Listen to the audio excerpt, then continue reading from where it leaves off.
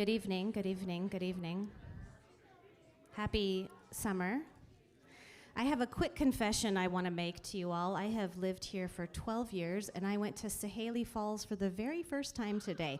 Why didn't anyone tell me to go there sooner? It's totally amazing. But you could have said something. We've been getting together for several years, every month. All right. Welcome to PubTalk. I'm so glad to be here with you all tonight. It's lovely to see all of your faces and your smiles. I'm also happy to be here in big part because of our MC sponsor, OSU Cascades. So are there any high school students in your family? Anybody here have high school students in their family? Okay, couple, great. OSU Cascade Summer Academy is a 5-day program that eases students into the college experience, and they will receive a scholarship for doing it. There are 2 tracks to choose from, art, media, tech, and then for all of the future entrepreneurs, there is a business, beeves, and action track as well. Students will explore their college and career interests with university professors and experts, and it's summertime in Bend, so they're also gonna get outside with daily adventures provided by student leaders and staff. So we are able to host PubTalk tonight both in person and virtually thanks to our generous event sponsors. I want to start by saying thank you to Columbia Bank. And also, I want to introduce Kurt Barker, attorney and partner at Carnot Peterson. What kind of an attorney is he? Employment law. That was such a nice setup. She's great. Thank you, everybody. You know, I actually brought notes tonight. That means I have an announcement, which I'm pretty excited about, and I don't want to screw it up. Usually we talk about our work with startups, our work with business, but something else to cover tonight. We're proud of this. I think it's our relationship with the Confederated Tribes of Warm Springs. I think to us, it's the longest relationship that we know of with a private law firm and a federally recognized Indian tribe. It goes back to 1955 with us representing them. We continue to do so today. So just this week, we had a huge announcement. We launched our fund in support of the tribe through the Oregon Community Foundation to serve 2 primary purposes: to support them by bigger impact from our giving, and frankly, to draw in more donations from like-minded folks who want to support the Warm Springs tribe and help them continue to determine their destiny. So our work for them involves enhancing their treaty rights, to defending their treaty rights, and also expanding their enterprises, working on their startups, if you will. But there's never been, I think, a better time to give to the tribes right now if anyone has interest. I know you didn't come here to hear about how you could make a donation, but I'm going to briefly tell you. Our fund that we launched, you can find a link to it at carnop.com. We already seeded the fund, but we're going to match up to another $5,000 from individual donations. So if you too share in wanting to support the tribe right now, between the pandemic, the water crises, and the wildfires that are raging up there has never been a better time to do it. So please do check it out and consider helping us to support them. And either way, you can learn more about what the tribe is up to in our fund by just visiting carnop.com. Whatever you do, stay involved with EDCO, and thanks for coming to PubTalk. So. Thanks, Kurt. Looking very dapper in your early summer outfit. Okay, I was going to call Brad Garrigas up here, but I'm told he wanted to wear shorts tonight. So I think instead we'll bring Julianne Horner, account executive for Providence Health Plan, up to the stage. Oh, it is so good to see more and more faces each time. As this PubTalk season began, we started telling you a little bit more and more about Providence Health Plan and what we do.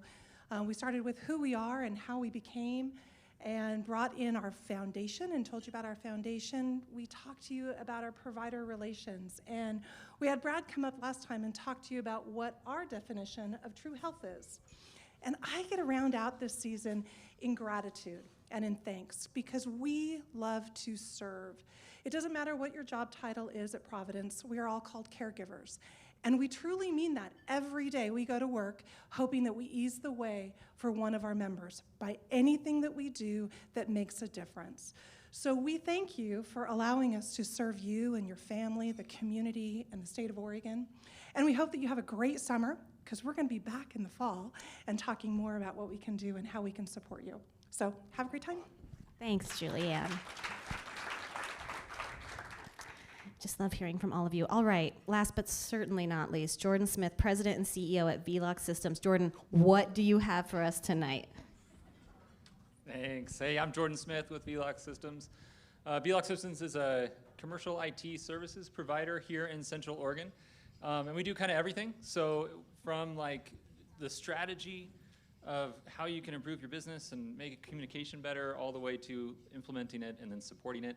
I work with people all the time. They're like, Jordan, if I could just get my clients, like just lower the bar for them to purchase and just make sales easier, that would be great. And they just need access to this information to do that. And we can help figure out a strategy to put that in place. And then the ordering and procurement process and shipping and receiving and then the information for actual manufacturing and design work and all of that and then sales and invoicing. All of that information has to happen. And you probably have people like manually doing tasks all day long that could be done so much faster. We love to solve those types of problems and make you guys more money in your businesses and then come alongside and support. And then I get the question all the time, like, well, if we make all those changes, Jordan, nobody's going to know how to do it. We have training systems and solutions and classes and all of that. So everything we put in place, we make sure that everybody in your company knows how to use it and how to use it most effectively. And then when they have questions, they can call us. And it just kind of takes the pain out of change management and information sharing and all of that. So that's what we do. We do that for businesses all over Central Oregon and the region of the Northwest. So if you have any needs like that in your business, I would be happy to talk to you tonight. Again, my name is Jordan Smith with Vlock Systems. Big thanks to EDCO for putting on another PubTalk. This is the best one this year, I think. It's great to see all you guys. So have a great evening. Thanks, Jordan. All right, up next is EDCO CEO Roger Lee with the Director's Minute. Roger, how are you doing?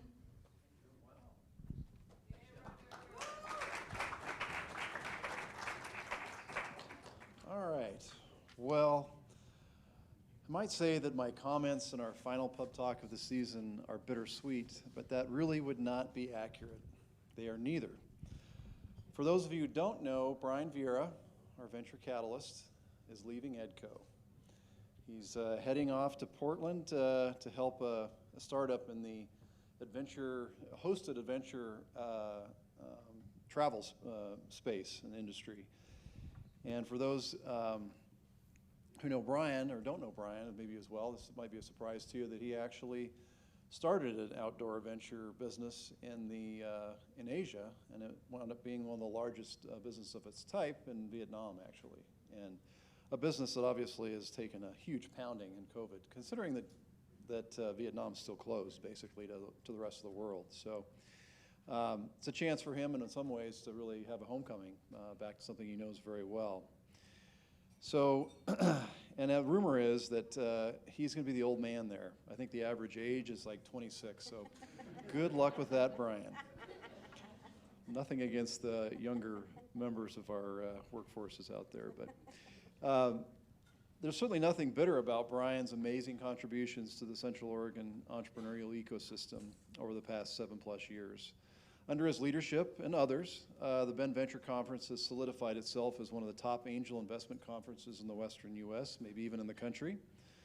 And we've seen the pace of business formation accelerate in our region, and places like Bend, Redmond, and Sisters receive national recognition for the press as outstanding places to start scalable new businesses. In fact, here are some remarkable stats about the results of his work along the way with many of you in the audience. Startups coached, 1,928 over that 7-year period. Amazing. Referral to the stable of experts, and I know we have a number of experts in that stable. It's kind of a funny term, but maybe it fits Central Oregon just a bit. 1,686 over those 7 years. Capital raised $83.9 million by those companies. It's amazing. And 531 jobs created with a total payroll of over 21.5 million. And then total company revenue for those is 124 million. So that's a pretty big company in Central Oregon if you just put all those in one. But the exciting thing is all those young companies wind up growing into much bigger companies. So those are quickly taken off of his portfolio and added to what we call grow in the EDCO portfolio, in the EDCO lexicon. And he doesn't get to count those numbers. Somebody else does in the communities where they happen. So it's just remarkable. So, and I certainly a record holder for Oregon for venture catalyst work. So his departure is neither sweet. It's not like, oh, Brian's left finally. We got an upgrade now. So well, he will be greatly missed. His work ethic, his incredible network across the state and country, his passion for helping startups succeed and grow, and of course his dry sense of humor. He jokes that this is an opportunity for EDCO to upgrade. We'll do our best, but his absence will be felt. Brian's last day is until the 19th of July, so if you get the chance, send him an email. In fact, flood his inbox, because he hates to have anything unread or unresponded to at the end of the day. And so that will just make all of our day at EDCO a nice little parting gift for Brian. If you just send him something and ask for something before he leaves, he is compelled with his kind of obsessive compulsive tendencies to get it done. So the search for a successor is already underway, so if you or someone that you know might be a good fit for this, kind of the things we're looking for are having been an investor, having started a company, preferably maybe even had an exit in that, and that passion for startups and helping them grow. Those are kind of things we're out there looking for. And finally, on the subject of transitions, EDCO intern Cameron Burns, who's right there, Cameron, raise your hand, is looking for gainful employment. You've probably heard me say that an internship at EDCO is not gainful employment, but it should lead to gainful employment. So he's not only graduated from OSU Cascades earlier this month with a business administration degree, plus 2 years of computer science. I think that's a pretty awesome combination. He also quarterbacked with a fellow student a graduation party for his class when the in-person ceremonies were canceled. Just kind of took the bull by the horns, and I think that's the kind of person Cameron is. And honestly, I don't know how every successive year's interns outdo the last, but Cameron has been among the very best we've ever had, so in the 15 years of having interns at EDCO. So he's focused, yeah, thanks, Cameron.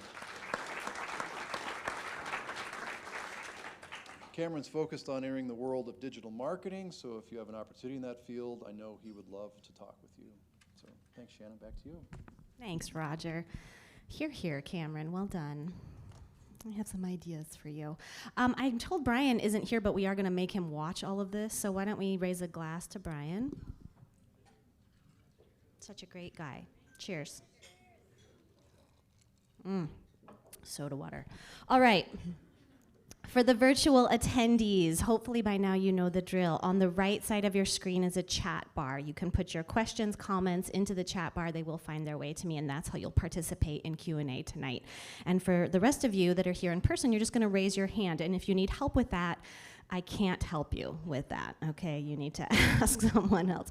On to tonight's companies, the update provided by supporting sponsors BBSI, Barrett Business Services, Inc., wishing a happy summer to PubTalkers. And you can remember that BBSI offers staffing and recruiting services designed to be creative, flexible, and to place top talent that stays.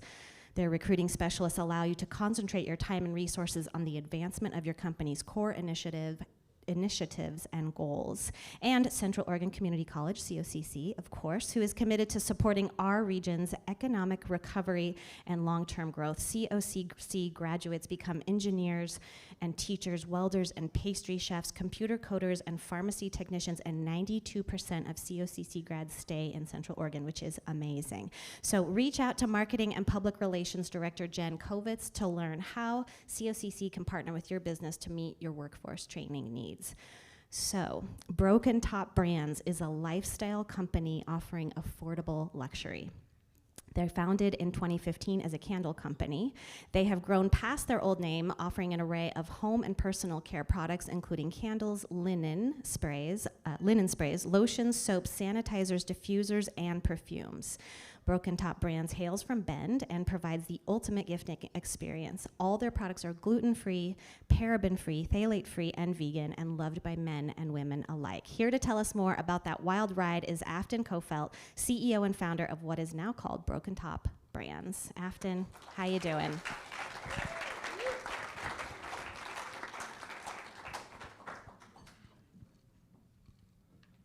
Oh my gosh, gosh, I haven't been up here in so long. I'm so nervous.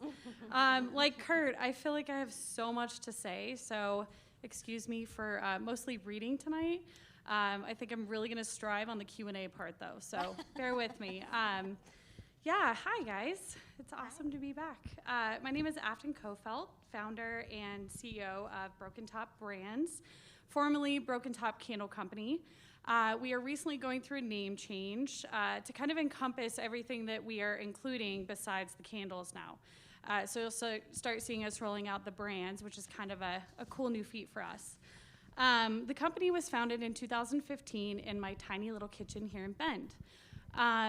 The reason I guess I'm here today is because previously in 2016, I pitched at BBC and made it to top 10 early stage semifinalists and had the opportunity to speak right here to a lot of familiar faces. And then in 2019, I again pitched at BBC and made it to the semifinalists for Growth Phase. So EDCO has definitely been a huge part of my, my entrepreneurial venture. Broken Top Brands is known for affordable luxury, creating eco-friendly, vegan, all-natural products that are aesthetically pleasing and cost-efficient for everyday use. The vision came from the desire to create. As a stay-at-home mom, I was always looking for ways to stay busy during nap time. I first started a small handmade jewelry line that I sold on Etsy, and then I got bored. Then I started making quilts, and I got bored. So after that, I decided I was going to tackle candles. And as my family can contest, there were many late nights making them and cleaning them up and making them and cleaning them up. And I got my first account with Newport Market in 2016.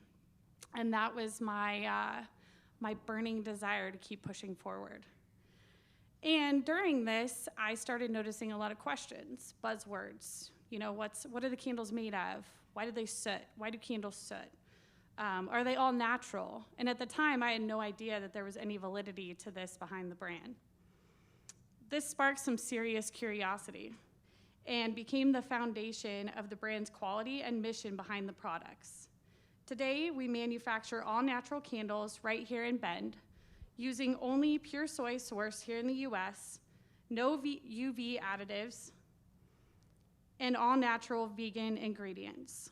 This theme spilled over to our current product offering back in 2018 when we launched our first taste of personal care products, which began with our lotions, soaps, and linen sprays. Today, we offer a wide variety, as mentioned, of home fragrance, beauty, and personal care products, ranging from candles to perfumes, bar soaps, reed diffusers, and more to come in the future. Major releases coming down the pipeline. Our new Geotanical collection is inspired to appeal to the dapper gents in our lives. Spawning 4 masculine scents in a sexy black label, this look will include body wash, candles, a solid cologne, and a dude spray. Over the last 5 years, and those initial early stage pitches, our team and our space has grown. In just 3 short years, we went from our first warehouse space of 1,500 square feet to our over now 10,000 square foot manufacturing facility. Our lean and mean team of 4 has grown to 21 employees. I lied, that was a couple days ago, we're at 23 now. That work daily to support the amazing ecosystem and culturally driven path we have taken. With this growth comes sales. The brand hit its first million in 2020, despite the loss of about 3 months of revenue due to COVID. Supply chain issues, trade show cancellations, and big retailers pushed for net 90 terms. We pulled through, and the company is steadily growing past that and looking to do 3 times that in 2021. With our primary source of revenue being wholesale driven, major contributing factors to this growth come from our nearly 2,500 independent retailers throughout Canada and the US, as well as major retailers such as Macy's, Whole Foods, Crate & Barrel, Nordstrom's, and HomeGoods. July 1st will be our go live date with 1% for the planet.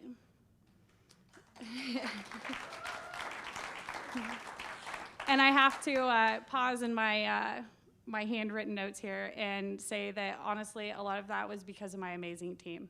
I vetted them to come up with our Give Back mission, and they chose 1% for the planet. So I'm really excited about this mission. Yeah, I guess because we're passionate about botanicals, plants, living in Bend, Oregon, passion for the outdoors, the planet kind of precedes many of these things in our life. And that was the goal behind launching with 1% for the planet. This year, we took the leap to join, and we are committed to giving 1% of our total annual revenue to the environment. 1% allows us to work closely with local organizations that also focus on all things good for the planet, including outdoor recreation access, human health, and youth education. Now, this kind of concludes what I wrote, and I think I talk really fast, so hopefully I have lots of room for questions. But before I get on to my asks, I did want to mention, kind of give a shout out to Youth Career Connect. We actually used them for a hiring process. We were looking to bring our social media and influencer programs in-house this spring. And we brought on an amazing intern through them, and she is actually part of our full-time team now. So again, goes to show between EDCO and other community organizations, there's so many options here in Central Oregon to stay connected. Now, our asks. I kind of have a lot, so bear with me. Our company is looking to get more involved with other organizations that are part of 1% for the planet. Whether they're a nonprofit or another organization that has this business model, we're curious to learn your ways. So please contact us. We are also hiring, kind of a big field for us, production manager. Our beloved production manager is moving at the end of July. So we have this job posted. If you have questions, please reach out to us. But we're looking to bring on somebody very, very dedicated and kind of run our massive ship that we have going on. We are also hiring probably 5 to 7 employees this late summer. College students would be perfect as we move into our busy season. And I think, one last ask. We would love to talk to anyone about any bioplastics, eco-friendly, or biodegradable sourcing to be able to become more green within our company. Yeah.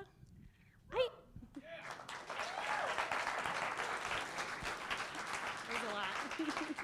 I am so proud of you, Afton. This has been incredible, and it's really, really, really exciting to watch your company grow. I feel like you just launched your political campaign. This is like, they're on board. No, they're like totally into it. So what has been the biggest challenge about the rebrand? And talk us through that just a little bit. Actually, it's been really seamless. So our logo has really stayed the same. We've trademarked Broken Top as kind of being our dub. So you'll see a lot of like our BT mark, Broken Top. From there, we just kind of dropped the candle company and are going with brands. And this is really encompassing with things that we have planned for future launches. A lot of them are things that I can't really talk about right now. But this encompasses like the men's line and then continuing to add products for home and personal care use. Very good. Any questions from the audience? Okay, I think that, yes, Julianne. Where can you buy them here in Bend? Oh my goodness. Lots of places. Steve? I don't even know. No, Whole Foods has a good selection of candles. Newport Market, we are still partnered with them. They carry a lot of our line. One of our bigger partnerships is Clementine and Hello Sunshine. They are locally owned by the same 2 women. Clementine is downtown and Hello Sunshine is in the Old Mill District. And then we have so many. Pardon? High maintenance salon. I mean, we probably have 30 or 40 partners in Central Oregon. Yeah. And we also sell out of our warehouse. We have a small little retail space. So we love visitors. Amazing. And you can buy online. Online, Amazon. We're kind of everywhere now. That's great. How about you? How was your experience with the Venture conference, and how did that affect what you're doing now? How was your experience with the Bend Venture Conference, and how did that affect what you're doing now? That's a really good question. I feel like it was more of a personal mission for me. I didn't know where I wanted to go. I didn't know what I wanted to do, but I knew that I had a vision, and I knew I wanted it to go fast. I like doing everything fast. So BVC was really an opportunity for me to kind of flourish. It really honestly gave me so much confidence behind who I was as an entrepreneur. I didn't know if I really wanted funding, and that's honestly the last time I pitched why I didn't make it on, is because I just didn't have a valid reason, like what would I do with that money, because I didn't know. And here I am, we've taken on no VC, we have no partners, nothing. It's just been bootstrapped from the beginning. And now that I've kind of gone down that path, I'm pretty adamant that's how it might stay. Maybe 5-10 years we can talk differently, but yeah, it was more, I think, about personal growth as an entrepreneur and connecting with the community and pushing myself to do something that was totally outside my box. It did feel like you put it out there and it was well received from the beginning. The labels are beautiful, the products are lovely.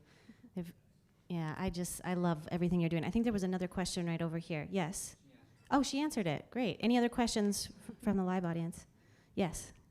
So, sounds like the sales part of it was brand new to you when you started. Can you talk about how you've grown your sales team Okay. and how you figured out the retail channel? Can you talk about how you've grown your sales team and how you've figured out the retail channel? Yeah, again, I would say even with the pandemic, our retail sales, direct-to-consumer sales on our website were up 1,000% last year over the year before. But even with that, we are still comfortably about 98% revenue driven through wholesale. So it's pretty substantial. I guess kind of what happened for me is when, I started this, it was just me, and then I brought on my dad. So I was kind of managing the sales and stuff as it grew, and he started taking on the production. From there, I knew this is not, I don't have experience doing this. What can I do, and how can I do it inexpensively?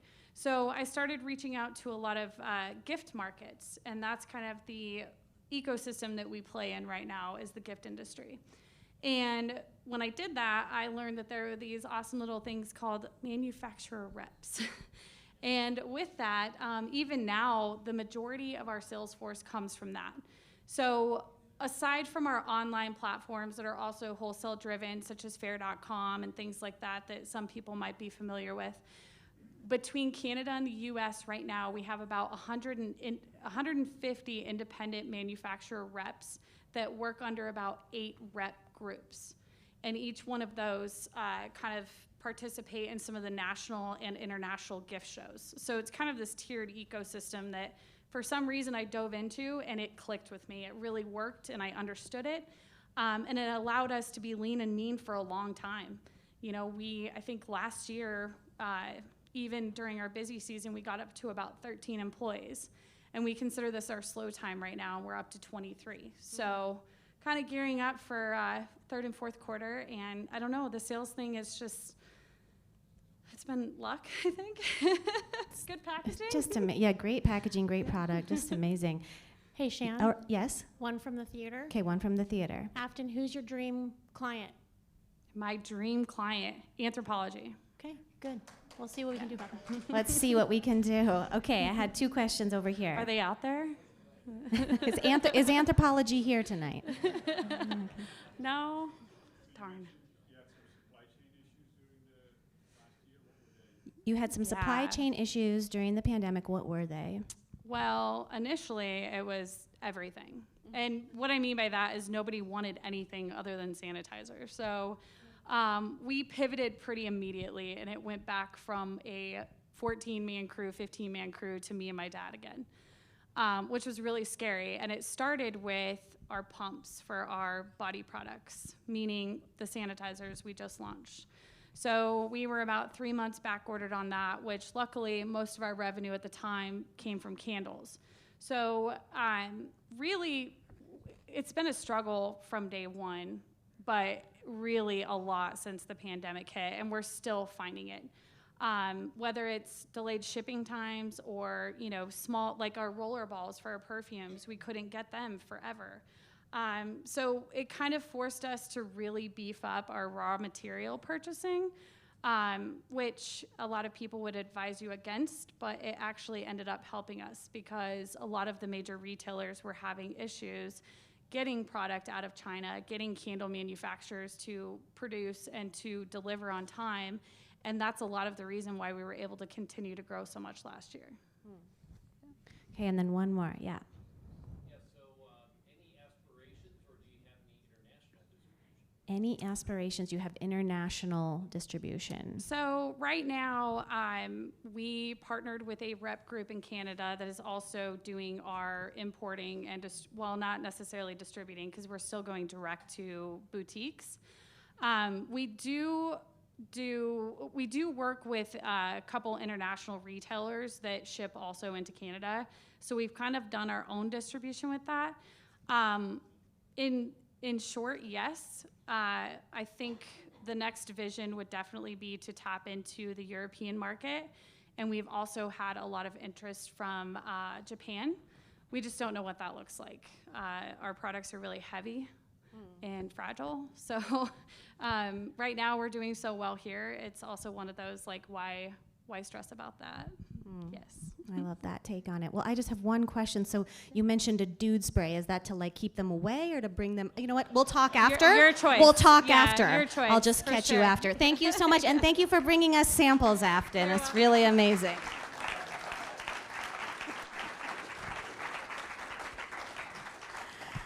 All right, on to tonight's pitching company, sponsored by Bend Broadband. They are honored to sponsor PubTalk and proud to be a part of the Central Oregon community. Check out bendbroadband.com. They have a great new introductory offer for business internet starting at $39.95 when bundled, and Central Oregon Association of Realtors, COAR, who wants you to know they are accepting donation applications from local nonprofits that provides shelter, food, and other basic assistance to our community. Applications are due September 30th. Go to their website to find out more.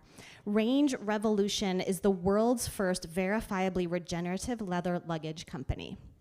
Their purpose is to transform the United States consumer leather goods supply chain to regenerate the health of the soils and the entire chain of production. They provide consumers with an easy option to buy transparent and traceable luxury items that are net positive for people and the planet, creating a true representation of American craftsmanship. Co-founders Kate Havstad and Claire Everson are here to explain what all of that means. Claire and Kate, come on up.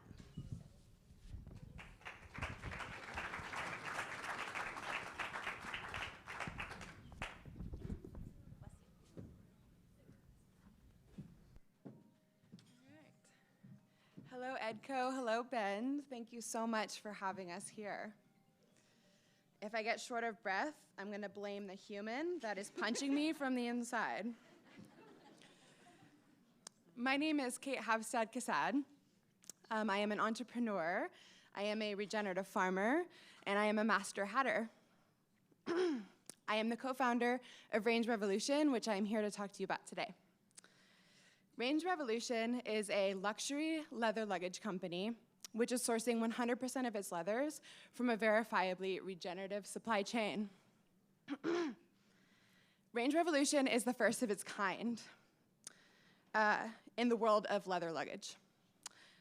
We will be the first to market with 100% traceable and transparent leathers backed by scientific data, gaining the trust of our consumers.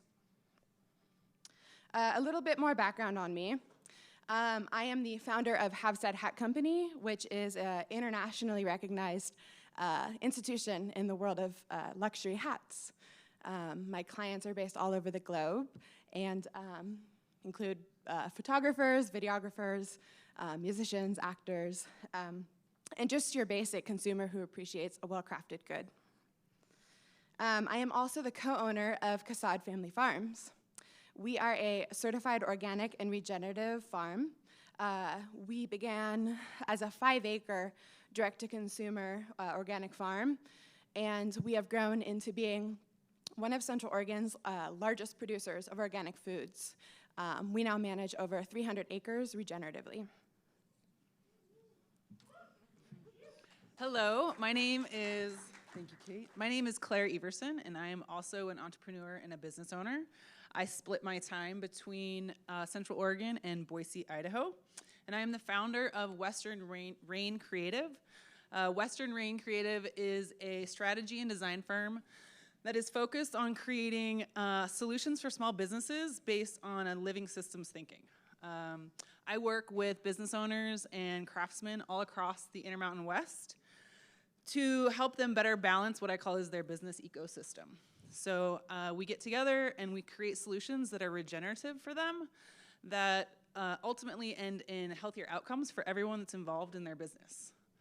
Kate and I have been working together on projects for about 7 years. And then in the last 2 years, I came in to Havstead with her to create some of these systems, and we've had really incredible results. So this year, we are both putting our heads together to start Range Revolution. So the products that Range Revolution is creating, they are the everyday staples that we all desire. The perfect large tote bag, a weekender duffel, a briefcase, and a rolling suitcase. While there are other companies making leather bags, none of them are offering the options to consumers that are fully transparent, from a fully transparent supply chain that is actually a net benefit for the planet. The first product we are launching is the Western Weekender, which we brought with us. This innovative design is the first of its kind. It has an internal mechanism which pops up to hold a hat safely for travel, and it includes enough space to pack some clothes, your boots, a laptop, and your toiletries. We're launching this fall very strategically with this product in order to capitalize on the international customer base that we've already built with Havstead Hat Co. From there, we'll then introduce 3 more designs, which we already have in the queue. We are through our sampling phase with the Western Weekender, and we are now in conversations with a few different manufacturers in the United States. One of those is actually a Benz startup, and it is our ultimate goal to manufacture as much as possible right here in Central Oregon and reinvest in this community.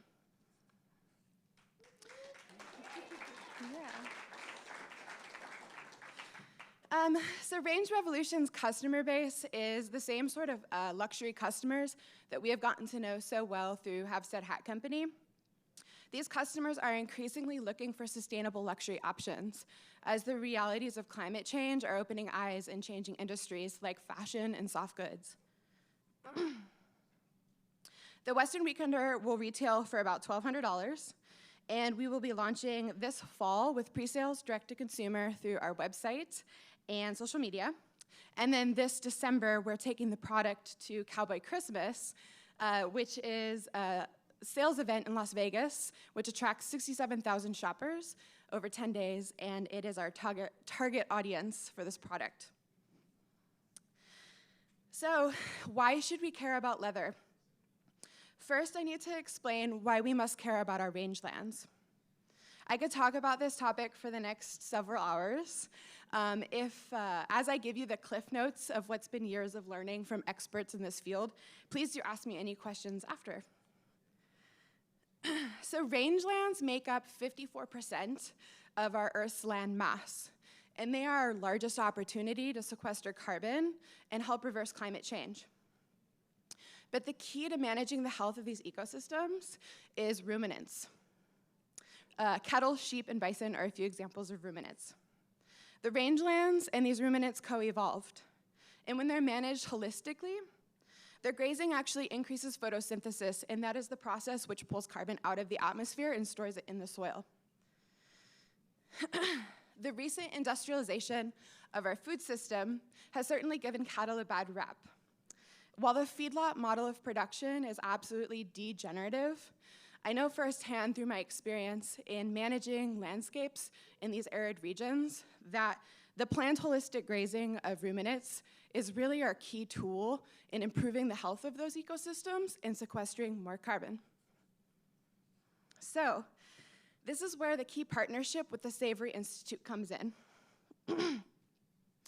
The Savory Institute is a global network which provides education tools and resources to help land managers better manage their landscapes more holistically through planned regenerative grazing. The Safer Institute has developed what is called the EOV protocol, that stands for Ecological Outcome Verification. This system monitors landscapes and is actually measuring carbon sequestration, water cycle efficiencies, biodiversity, and just overall soil health. So producers who are EOV certified are able to sell their raw products through this new supply chain called land to market. This is the exclusive supply chain that Range Revolution is purchasing its leathers through. So in this way, you've got this land to market supply chain, which is backed by the data of EOV, and that's what provides transparency in the raw materials that can differentiate them in the market. This transparent supply chain will allow Range Revolution to communicate with consumers with confidence that the products they are purchasing support regeneration and actually combat climate change. So Range Revolution will be the first luggage company giving consumers the options that they are demanding: transparency and climate beneficial leather goods. So let's talk about the market opportunity for Range Revolution and our MVP product, the Western Weekender. We know that land to market is already attracting big companies and has created partnerships already with brands like Timberland, Epic Provisions, Eileen Fisher, UGG, and Kering, which is the house management brand for luxury brands such as Gucci, Alexander McQueen, and Saint Laurent. We also know that the ethical fashion industry is expected to grow from 6.1 to $9.8 billion in the next 4 years.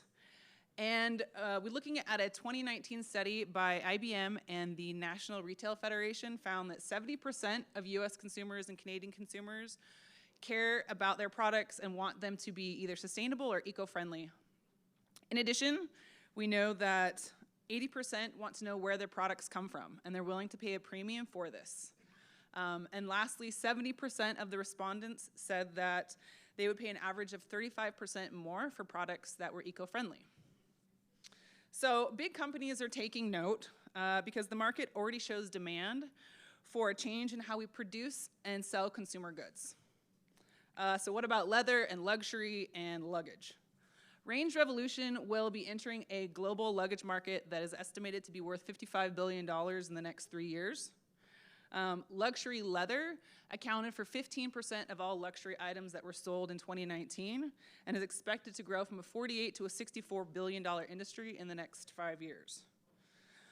In addition, we are on the precipice of passing the largest infrastructure bill this country has ever seen, with bipartisan support that includes over $300 billion for US-supported manufacturing. In that $300 billion is $20 billion for creating regional innovation hubs that support community-led projects. So this could be Central Oregon. This could be Central Oregon manufacturing and Central Oregon jobs. Slowing down here. So for context, consumers want transparent goods from brands, and they're willing to pay more for it. Also, the political climate has never been more ripe for supporting American manufacturing. I think that we are going to continue to see large corporations and organizations struggle to find one-off solutions for supply chain issues that are ultimately slow-moving and reactionary to consumer demands and disruptions in the market like COVID-19. This is our advantage as a startup that's building a regenerative supply chain. So logically, you can't create regenerative solutions and circular economies with top-down thinking, and yeah, period. So, so how do we create circular business models that create healthy outcomes for everybody involved? Kate and I think that the best way is to start by identifying where our most pressing issues intersect, and then start creating solutions brick by brick.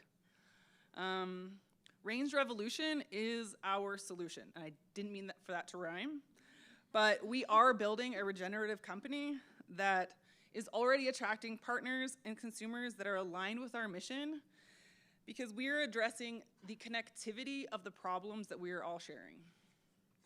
Our products are literally solutions to everybody in the supply chain and our target market. So we are confident that our luxury leather goods will provide consumers with the opportunity to invest in American craftsmanship that builds robust supply chains within this country and creates circular economies that create healthy outcomes for everybody involved. So if you're interested in building robust supply chains with Range Revolution, we are here looking for mission-aligned investors that can help us round out our $300,000 fundraising goals. In addition, Kate and I have a lot of experience running a small business. We are looking for mentorship with anybody who has experience on the financial side of running a larger business, especially with US manufacturers. Kate? So, if I had one ask, I would like you to think on this quote from Albert Einstein, which I return to often. We cannot solve our problems with the same thinking we used when we created them. If we continue with business as usual, scientists say we will be at 450 parts per million of carbon in the atmosphere in 17 years. This is something I think about quite a lot. We simply can't afford to continue with business as usual. So I ask we all consider, how are we building, investing in, or supporting business models that are actually building regenerative supply chains? And we can begin now with every investment we make, every product we design, every business we launch. I'm very optimistic, for I see here a whole community of people who are ready to innovate and are up to the task. Thank you so much. Thank you.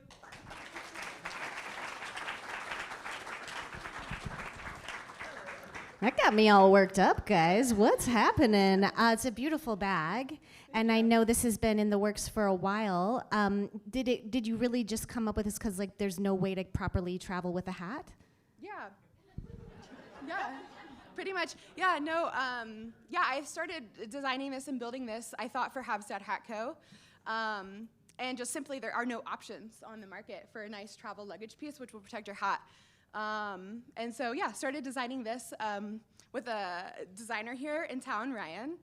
And when I started designing it, I knew it had to live up to the ethos that I live the rest of my life by. And I started digging into how to find leathers, how to find materials I wanted to use, and there's just not many options. And then I fell in with the Savory Institute, and I started learning about land to market. And I realized that this project is a lot bigger than just one product. Yeah. So good. And give us just a little taste of when you say like net positive for people and the planet, like what are you specifically talking about? Yeah, I mean, the net positive really comes from the raw materials. So, you know, there are degenerative systems of production and there are regenerative systems of production. So the actual raw materials are coming from a way of managing livestock that are actually improving our landscapes and improving the lives of the stewards of those landscapes. And then our mission to manufacture as much as possible here in the United States. We're fortunate to be in a luxury market where we can price this in a way in which we can do American manufacturing and pay people a good living wage. All right, Merry Christmas, everyone. All right, any questions from the audience? I'm like, I want 3 of them. Yes. In the back, and then I'll come to you.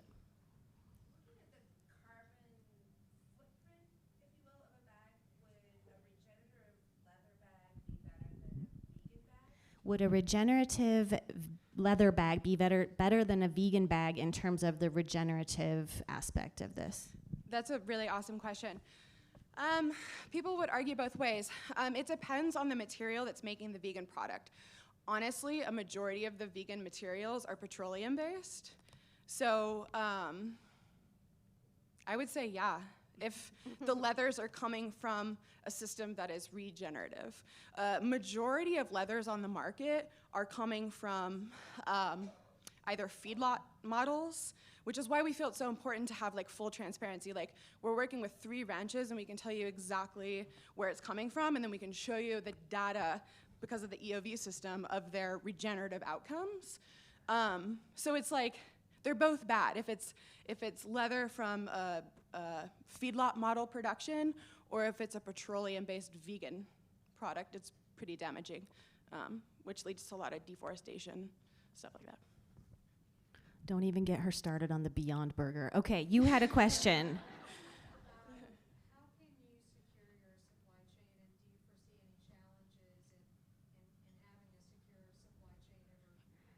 How can you secure your supply chain? Do you see any challenges in securing that supply chain over multiple years? You know, Kate and I are both new to this, but the biggest thing that we've started from the very beginning is building relationships. So, I mean, this starts with building relationships with the farms and the ranches that are growing regeneratively on their property.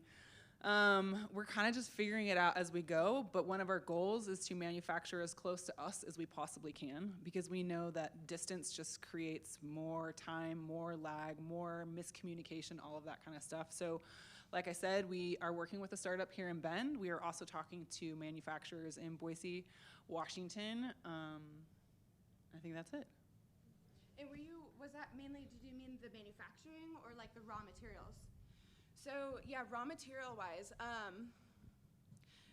the plan and our projections for growth are very much based around this concept of growing within planetary boundaries, not in spite of them. So we've actually set our growth goals like very moderately because we are growing with land to market. So this supply chain is young, it's growing. In Central Oregon, we have 3 ranches that are currently EOV ranches, but I see that growing. So right now, we're sourcing from whoever we can in that EOV system, but that system is growing. Like, I'm pretty sure this year, our scientist from the EOV system is here. How many more ranches and farms on the West Coast joined this year? Well, I think we have about 45 total, and I think 10 have joined so far, but it's growing exponentially at this rate. Growing Yeah. exponentially. So 45 total, 10 just recently joined. That's just West Coast producers, so great, yeah. And I think you had a question. Did it get answered? Oh, I was curious, like, how long does it take for when you kind of put money out for order to when bags get designed to like when you can actually get them? And so like as a customer, when you pay for it or? Manufacturing, Okay. so like aggregating hides. Money you're putting out for manufacturing. Sure. Get that back, like, what is that? What's the turnaround on how you're putting money out to when you're actually able to go to market?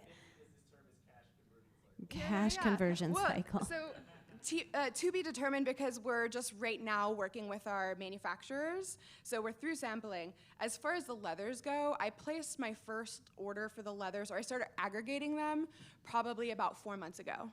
So it's a patient, it takes time to aggregate the materials. Yes.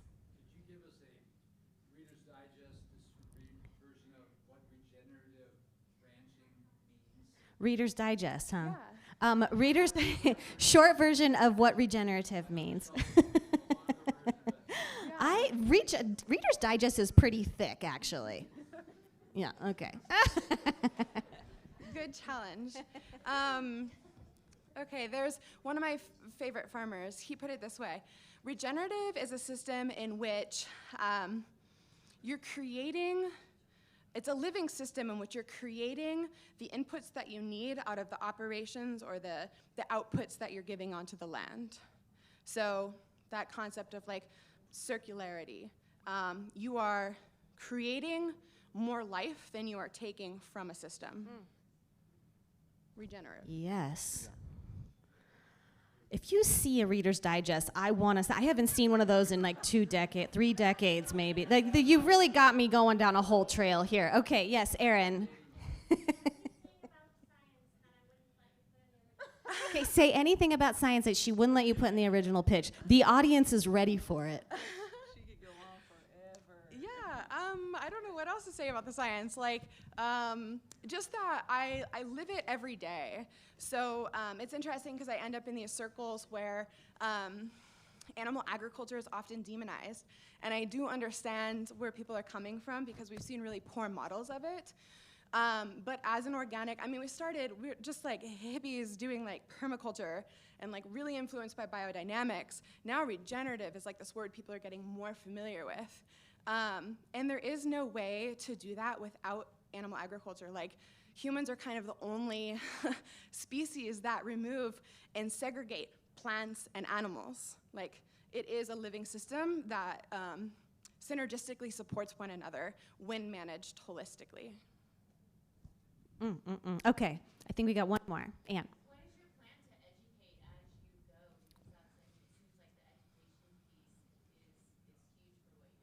What is your plan to educate as you go? Because that's like, it seems like the education piece is huge for what you guys are doing. What is your plan to educate as you go? Because that seems to be a really big piece of this.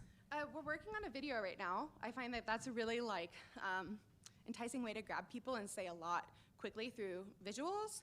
And then honestly, just being super transparent with the EOV data. And there's like photos year to year where you can see a single pasture go from desertifying to actually becoming quite abundant just because of the presence of animals. So just photos and data and video and getting more comfortable speaking. You are doing great. I mean, thank you for not going into labor.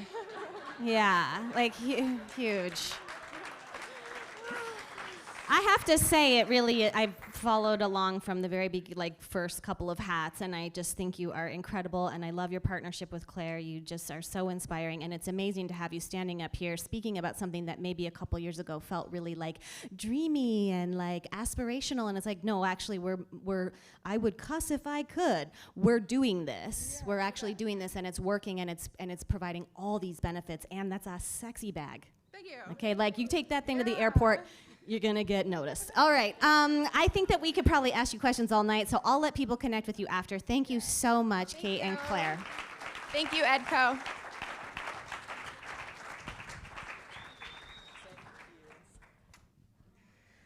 I mean, I'm covered in chills. I'm turned on tonight. Thank you, Kate and Claire. So, on to our keynote, sponsored by SGA CPAs, who's honored to have partnered with EDCO in support of our local business community over the years. It is great to finally see everyone back together, friends and colleagues in person. It's amazing. We hope that you all have a safe and happy summer. And they are looking forward to seeing you at the EDCO luncheon next month, which is, by the way, on the 15th. So thank you to Platinum EDCO board member SGA and EDCO board president-elect Amber Yates. And Ferguson Wellman Capital Management, who is delighted to be a sponsor of PubTalk. For those of you who may not know, Ferguson Wellman and its division West Bearing Investments design and manage customized investment portfolios for clients' IRAs, trusts, foundations, endowments, corporate retirement, and pension plans. While they are based in Portland, they have served clients in Central Oregon for over 3 decades. Hans van Alebeek, former EVP Operations and Technology at Nike, now board member of BADA, enjoys helping consumer-focused companies grow. He was a member of the Nike senior leadership team for almost 2 decades as the company quadrupled to $36 billion in revenue. He oversaw the building of a scalable operational platform as Nike expanded to new geographies, brands, retail, and e-commerce. Hans also served as the honorary consul for the Netherlands in Portland for 7 years. He is now a board member at BADA, a global footwear brand and suit supply and apparel retailer. Here to cover risk and uncertainty in today's supply chain, take it away, Hans.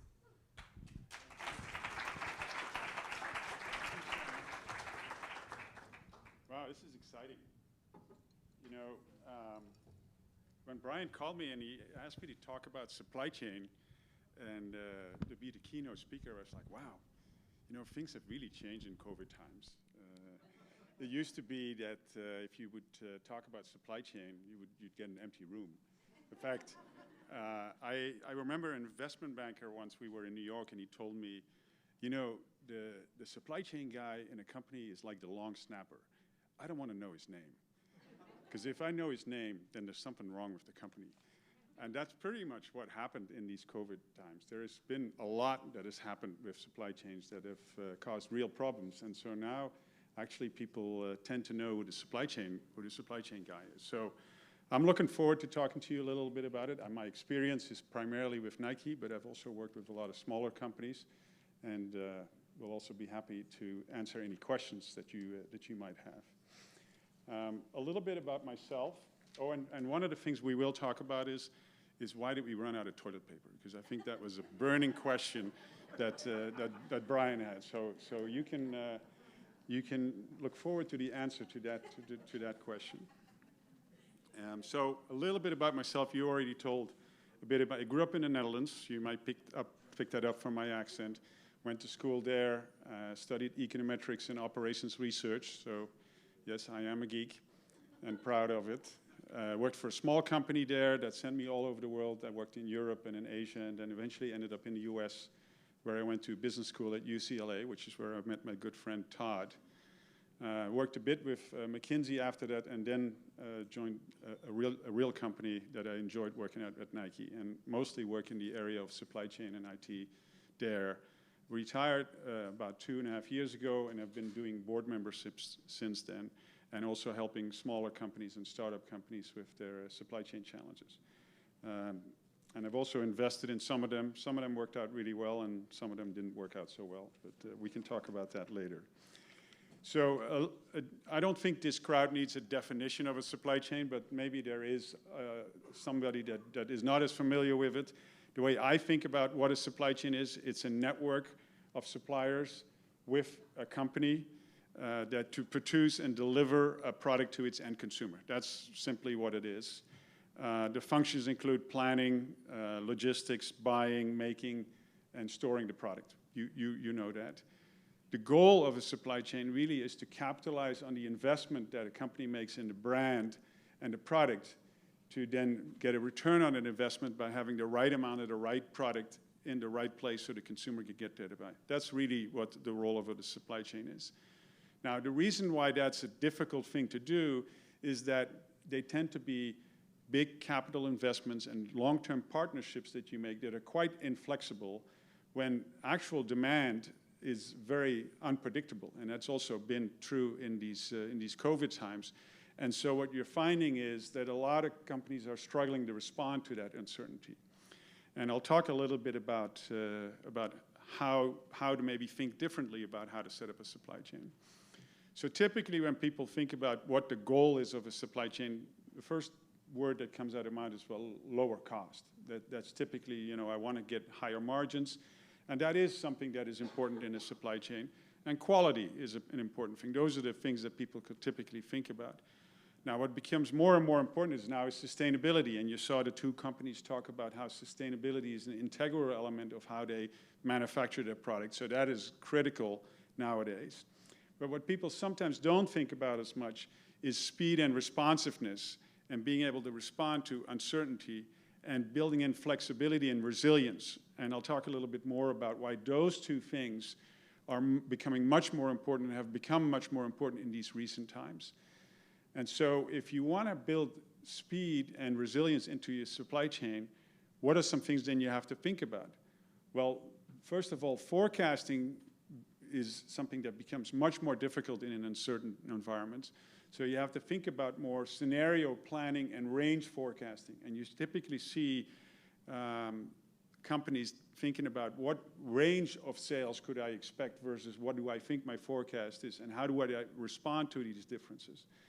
The other thing, capability is very important, is very fast cross-functional communication, so that what happens in sales and what happens in product development is known directly in the supply chain as well, so they can anticipate and respond to it. So cross-functional communication is absolutely critical in managing a supply chain.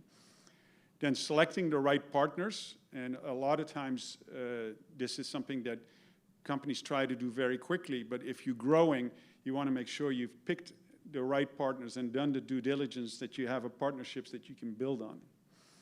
So those are some important qualities in a supply chain. So I thought I might illustrate this with an example that I worked through myself when I was at Nike. Most of you are familiar with the National Football League. You know that sport. And you may know that Nike signed a contract in 2010 to support the National Football League. Basically means Nike would make the jerseys that the teams play on the field. Now, how would Nike make a return on that investment? Some people may think, well, you can see the brand on TV, and that's worth something, and it is. But the real return on this investment comes from selling fanwear and jerseys to consumers, the people that are watching the games, and if you're in Oregon, they will also go skiing with those jerseys. So and maybe wear it at a barbecue. And so it's really critical that you have the right amount of the right jerseys in the marketplace to be able to capitalize on that investment in the NFL. Now, why is that a challenge? Well, think about that as how many teams are there in the NFL? 32 teams. And most of them have a home and away and an alternate jersey. And you also want to offer jerseys in different qualities. But then you also have different sizes. And with NFL jerseys, you don't just have small, medium, large, and extra large, but there are some larger players in the NFL, so you need XXL and quadruple XL as well as sizes. And then, as you know, a lot of these jerseys are sold with a name and a number on the back. And so if you're a fan of Russell Wilson, you'll want that number and that name on the back. And so that is another specification or different stock keeping unit. And if you multiply the teams times the type of jerseys times the sizes and the name and the number, you end up with 20,000 different SKUs that you have. And so try and imagine how to make the right amount of the right product and have it at the right place when you have 20,000 different SKUs. Now, the way most apparel and all the apparel that you're wearing here, most of it, the companies that made that apparel had made a forecast and made 100% of that forecast before any product was sold. So your yellow jersey was made in full quantity in all of the sizes before you or anybody else had purchased the jersey. Now, that has a significant risk in it, because what if yellow isn't so popular anymore? Maybe that jersey wouldn't sell as much. But think about that in terms of the NFL when you have 20,000 SKUs. What if there's a player on a team that gets injured and is not playing and you have a huge amount of inventory? Or a player that changes teams. So Tom Brady is obviously a pretty reliably successful player and sells a lot of jerseys. But he played for New England and he went to Tampa Bay, and you don't want to be stuck with a lot of New England jerseys. So it's really hard to try and forecast in advance how much of these jerseys you need to make. You can't really do it. And so, and then on top of that, it's a single season business. Most of it's sold during the fall and the winter. So you don't have a lot of time to recover afterwards. So on the one hand, you want to make sure you have the right number of these jerseys in place so you can realize the return on the investment you've made. But on the other hand, you don't want to be stuck with inventory at the end of it, because you won't be able to sell it for 9 months. And the chances at the end of it, that player may change teams or that team may not do so well. So you're in this conundrum and how do you solve it? And you can't solve it by buying all this product in advance. So how do you solve this question? Well, the way we did that at Nike is said, okay, you have to realize that a jersey isn't just a finished product, but it consists of yarn that then turns into grayish fabric, that then gets dyed, that gets cut and sewn into a jersey, and then eventually a name and a number is put on it. And if you think about those as different products, you could potentially manufacture those different stages in different places, and you could keep inventory of these different products, different levels of inventory. So if, for example, yarn and grayish fabric, really the variability of that is determined by the total number of jerseys sold. Doesn't matter which team, doesn't matter which player. A cut and sewn jersey tends to have is dependent on that team's success. And a name and number jersey is dependent on that player's success. So if you think about it that way, you could also say, well, we can make the grayish fabric maybe in a place where that's less expensive and order that all in advance. And so one of you talked about raw material purchasing as a way to create a buffer. So that's basically the raw material purchasing. And then you may have a 4-month lead time for that. The actual cut and sew may happen somewhere closer to market, where you have maybe a month lead time, and you can order more quickly. And the name and number putting on, you could put something really close to market and be able to do that on a weekly basis. So you could order and have it delivered a week later. And that's exactly what we did at Nike at the time. So we made most of the raw material in Asia, which is where the factories were and where you could buy in large quantities at a reasonable cost. Most of the jerseys were cut and sewn in Central America, where you could truck it into the United States. And the actual embellishment was happening in a factory in the United States. So and then basically every week, what we would do is what we call the Monday morning quarterback meeting. So you would have the games that happened over the weekend, and we'd say, okay, which teams are doing well, which players are injured, which players are playing really well, what is selling right now, and what do we think is going to happen? And during that time, we would make new orders for certain name and number jerseys, new buffer inventories for teams, and then usually we didn't have to order more raw material, but if the overall volume would go up or down, we may make adjustments as well there. And so by doing this, now you can actually be responding within the season and making sure that you try to always be in stock with every product at a name and number that jersey that you want to have, and not have anything left at the end of the season.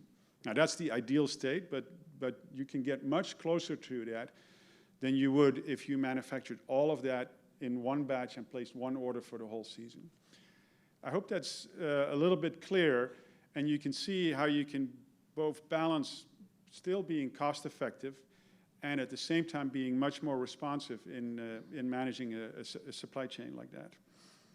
So that's the example of the NFL that I wanted to use to illustrate kind of how you can think about speed and flexibility in a supply chain and not just think about it as a static model where you have to order large quantities in advance. So what happened with the toilet paper?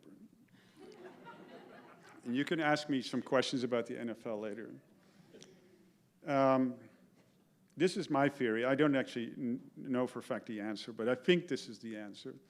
And it shows that, that there is inflexibility in a supply chain that can cause problems. So COVID in the beginning led to panic that all sorts of product was going to run out. And people were like, okay, we got to hoard this stuff. And then, you know, on TV, they would show people hoarding stuff and say, thou shalt not hoard. Well, if you want to make sure that people hoard, you should tell them, thou shalt not hoard, because people want to get ahead of the neighbor who, you know, I'm not a hoarder, but my neighbor is a hoarder, and I also want to have toilet paper, so I'm going to.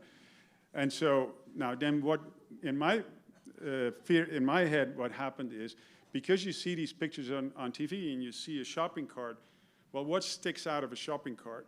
It's that big, bulky toilet paper thing that everybody sees. Now, the fact that shampoo was down below or some other things, you know, you didn't see, but that toilet paper was very visible. So that became the thing that people said, oh my God, the toilet paper is going to run out. And everybody bought toilet paper. And of course, the toilet paper supply chain isn't ready for such a spike in demand. So then you actually are going to run out of toilet paper for a short period of time. Now, what happened really is, I'm pretty sure that COVID didn't make people go to the bathroom more often and didn't make them use more toilet paper. So at the end of this kind of all worked itself through when people realized they didn't really need more toilet paper and they in fact could get toilet paper. And so in the end, this problem kind of worked itself through. And it was a temporary problem. Now, there are many other examples of categories that were affected, and some of them are affected like toilet paper, which is demand for toilet paper didn't change, and the production for toilet paper didn't have to change. There was just a temporary blip. But there are also some things that have perhaps changed more permanently. I recently had to make a trip and wanted to rent a car. Anybody try to rent a car recently? It's pretty expensive, isn't it? Why are car rentals so expensive now? And now this is what happened. I noticed through Hertz. Hertz basically ran into, so COVID happened and nobody was traveling. And so nobody was renting cars. And they were facing potential bankruptcy. So what they did is, you know, we're going to sell these cars. And it happened to be a very hot used rental market. So they actually, a used car market, because a lot of people were thinking they may need a car. They didn't want to go in the bus anymore. So they were actually able to sell a lot of these cars at reasonable prices. It saved them from bankruptcy. But now travel is picked up again, and they can't buy any cars, because actually there's a chip shortage. And there's therefore a car shortage, and now they can't buy any cars. And so the cars that they have, they're renting at huge premium prices. All of this will work itself out over time as well.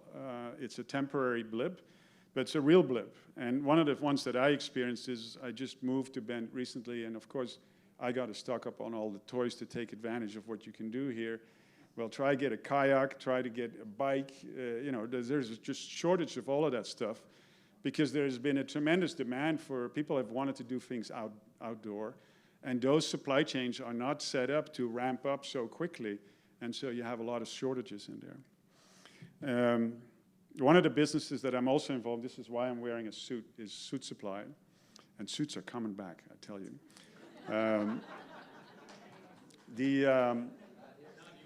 I know Bend is going to take a little bit more effort, but so this company I'm involved with actually has sells suits and also casual clothing, and they basically sell pretty high quality suits at a reasonable price.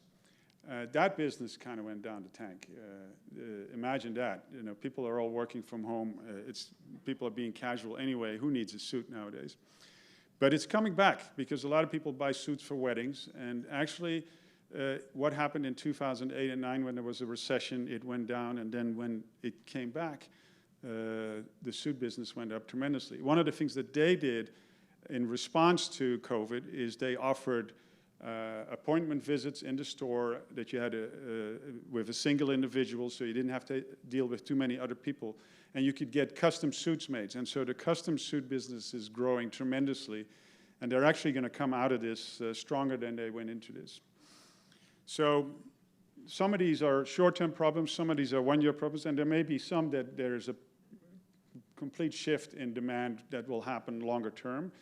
But my guess is there will be a lot of post-COVID supply chain challenges because things ramp up that we didn't expect, and where we were over-inventoried now we're going to be short, and where it may also be that some of the companies that ramped up their production on the outdoor products that they will find that actually now they may have ordered too much next year. I don't know if it's true, but I'm sure that could happen.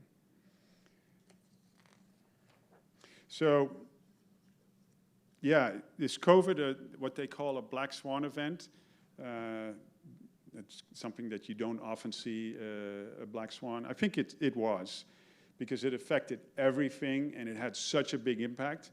But the reality is in supply chain, stuff happens all the time. 9/11 happened, there are recessions that happen, and then resurgence happens. There are weather events, there were the floods in Thailand at some point. There's the tsunami that then led to the nuclear meltdown in Japan. Sometimes boats sink or they get stuck in the Suez Canal. People strike in ports. There are trade wars. People have almost forgotten that there was a 25% tariff on products coming out of China that the American administration imposed, and Brexit happened. And this stuff happens all the time in supply chain. And I think the advice that I would have is just, during these times, stay calm. You should be doing scenario planning because stuff like this happens all the time. And this notion of having forecasts that are precise, much better off having wide ranges of what could happen and how might I respond to that. If you can then build in resilience, which I know for a small company is really difficult to do because you don't have the option to have 3 different factories for the same thing. But think about ranges of what might happen and how you deal with it, because your forecast is either going to be incredibly lucky, but more likely it's going to be wrong. Keep your ear to the ground, and then and companies that are really good at scrambling and responding quickly are oftentimes better off. So, I remember when I came to Suit Supply and the COVID thing had just happened. Initially, the CEO and the CFO said, this is like. It's in China and nothing will happen. It took quite a while for us to try to convince them that this was serious. I think those companies that responded most quickly and did do some raw material purchases, and so if you they fared better. So if you keep your ear to the ground and respond quickly, you're a lot better chance of doing well. Like John Wooden said, be quick, but don't hurry. So the key takeaways and I'm just making sure that I'm doing okay on time.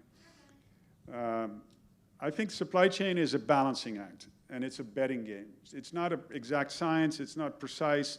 There's huge amount of uncertainty, and if you can balance between cost and responsiveness and make the right bets and treat it more like poker than I don't know what other game I would call it, but not poker.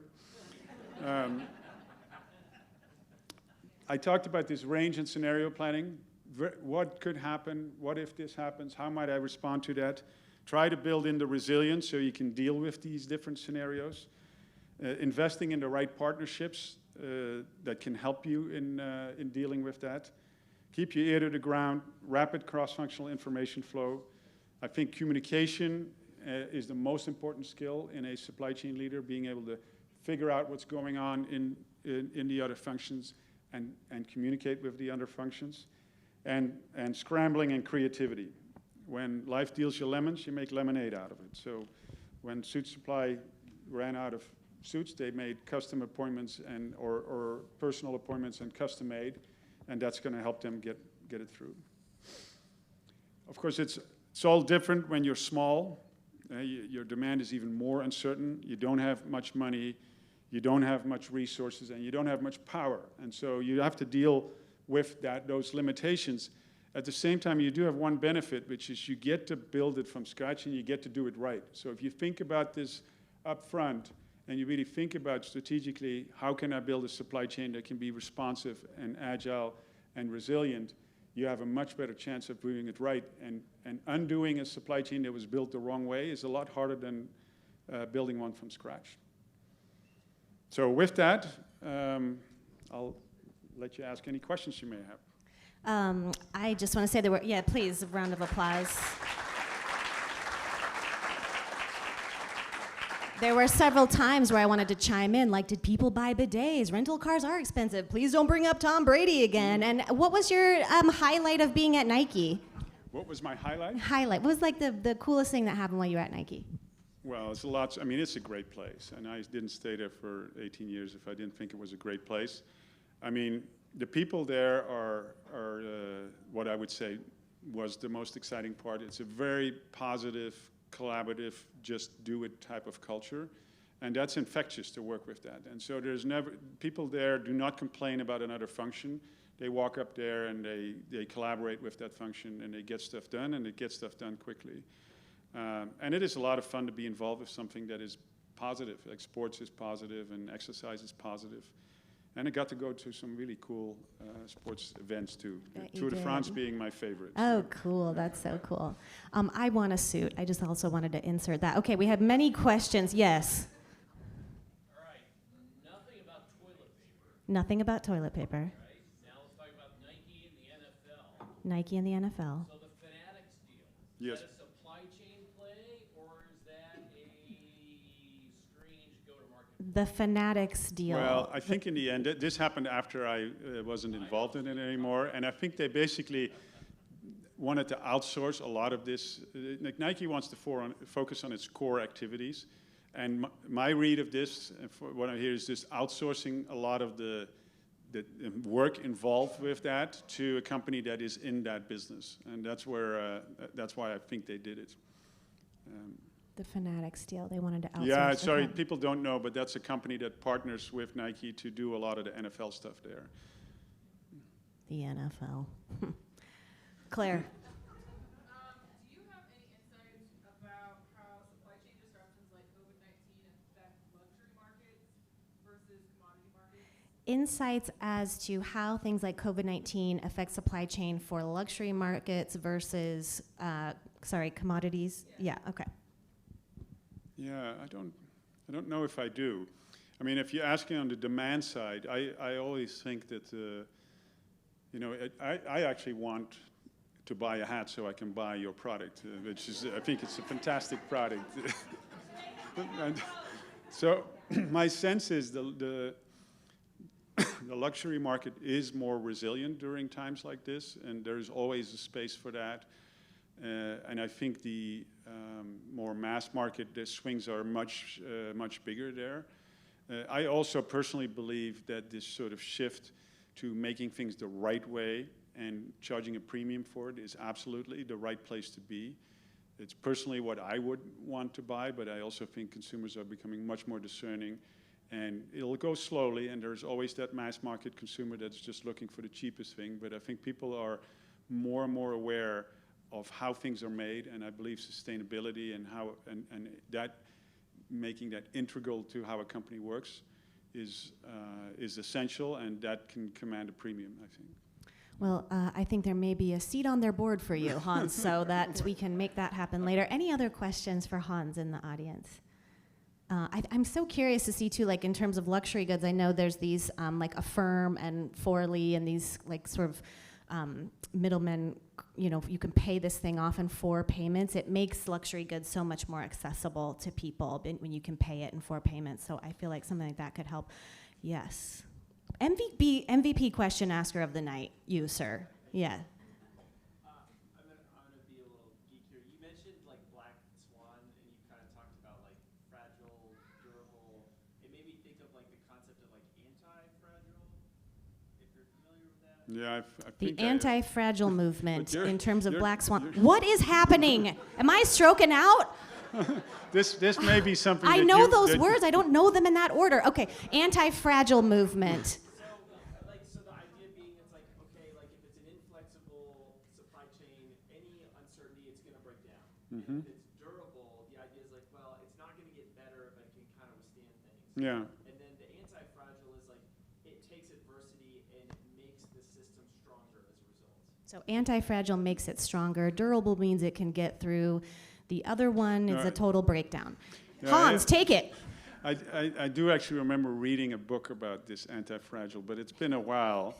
I will sort of wing an answer to your question in that, using the suit supply example, they buy most of their wool out of New Zealand and Australia. They make most of their fabrics in Italy, and then they manufacture most of their, so put the suits together in China. And one of the things that they did is say, hey, if you're just dependent on China, and if you have 5 factories in China, what if something happens in China, and it did with tariffs, now you're screwed, because now your costs go up by 25%. So even if you're a relatively small company, you're much better off sourcing your product in more than one country to just not have that risk of something happening with that country. And so I think even when you're small, I think you can start diversifying and in how you set up your supply chain. And I think this thinking through what might happen and trying to build less fragility, more resilience into the supply chain is how you solve that. Yes. So here in Central Oregon, there's a lot of consumer products companies. Mm-hmm. They're small. How would you advise thinking about when to do something in-house versus when to outsource? So there's a lot of small manufacturing companies here in Bend. When would you advise them to do something in-house versus outsourcing? Yeah, I think you have to ask yourself the question of what is it that you want to be famous for as a company? Like, what are you a product innovation company? Are you a brand company? Or are you a manufacturing company? And are you a manufacturing company if you envision that you're going to be 10 or 100 times the size that you are perhaps in the first year, then is the answer still the same? And I think for a lot of companies, maybe they don't want to be a manufacturing company. I think Nike was a small company at some point, and it had its own factories. Nike has still a little bit of in-house manufacturing, mostly for airbags and some very specific things, but it's grown big by really developing partnerships. There are 40 companies it works with that do footwear, and there are more companies that do apparel. And Nike can deliver innovation and quality and be in the right channels without having to own its manufacturing. So for Nike, the answer is that's outsourced. Nike even outsources a lot of its marketing because they have companies like Wieden and Kennedy that do that for them. And so I think you have to ask that question for your own company, which is what is it really that you want to be famous for? And I think if you want to be famous for manufacturing, then you have to keep that in-house. But that's a difficult thing to do and scale and be successful at, I would say. But it is possible. Anne. Beyond diversification, how else would you suggest that a small startup stay lean in their supply chain? Beyond diversification, how would you suggest a small startup stay lean? Yeah, lean, I think if you mean building in resilience so you can deal with fluctuations in demand. And I think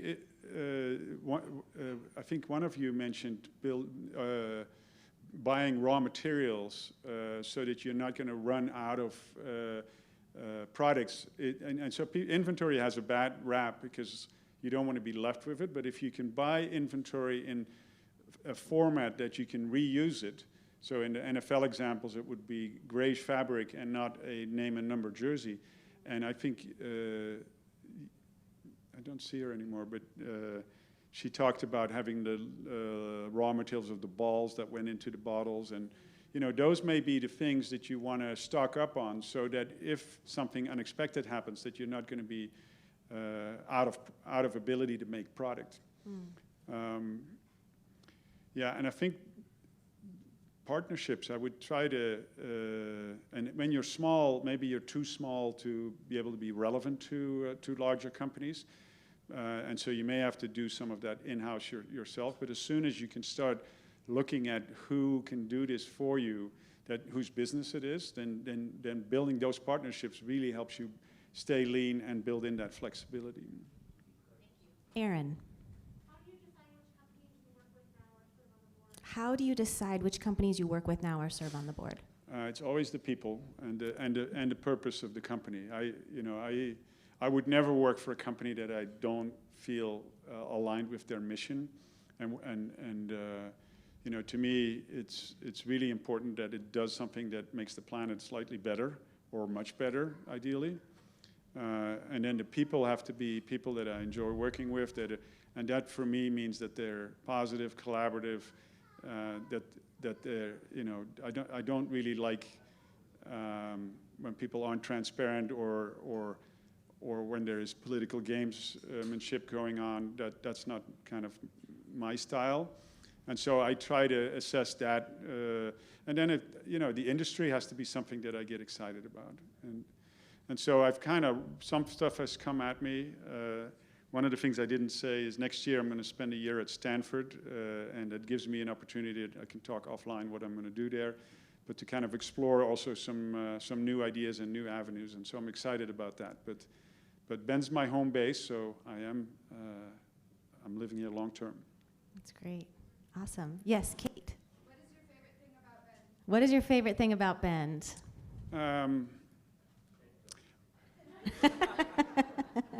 The beer that I will be drinking after I'm done with this talk is one of my favorite things in Bend, is that there are lots of those options. I think I love the outdoors here, and my good friend Todd, who is one of my other favorite things in Bend, along with Kim, his girlfriend, taught me how to fly fish the other day. Oh. So I'm adding a new skill to it. I do think we bought some skins, and my son and I did some skinning this winter, and I think that was really my favorite activity. I've got a beautiful picture on the top of, what's the mountain right next to Tamalo, with a beautiful view, and but I'm looking forward to exploring a lot more of the outdoor activities here. It's a wonderful place. Well, there's something every direction you go. Well, this is actually a perfect transition. It's our tradition here to give our EDCO keynote speakers an empty glass. An empty glass. But I mean, if it's full, it holds 4 beers. So okay. Hans, you are the recipient of something special here. Yeah. Thank you so much for coming and talking with us tonight. Yeah. Appreciate it. I wonder if is the dude spray helping or hurting, or helping. Help. Actually, she said you could choose, so just keep asking the question. We'll see what happens. Thank you for your attention and your questions. And I do like a blue suit. I think a blue suit is nice. Yeah. Yeah, it's a great choice. It used to be that the bus driver wore a blue suit. Oh, really? Now How old are you, Hans? My God. It's like Kurt's 86. I didn't. You read. God bless Reader's Digest. I have read Reader's Digest. Yeah, it's something. You guys, thank God we're having a luncheon next month, or I was really going to miss you. July 15th. More about international keynote and author Tim Harford can be found on the EDCO events page. The tickets are going fast, so they were for sale. A lot of them sold, and then we pushed it back, and so there's like 3 left. So if you don't have one, make sure that you get it. Thank you, Hans. It was wonderful to have you. Welcome to Bend.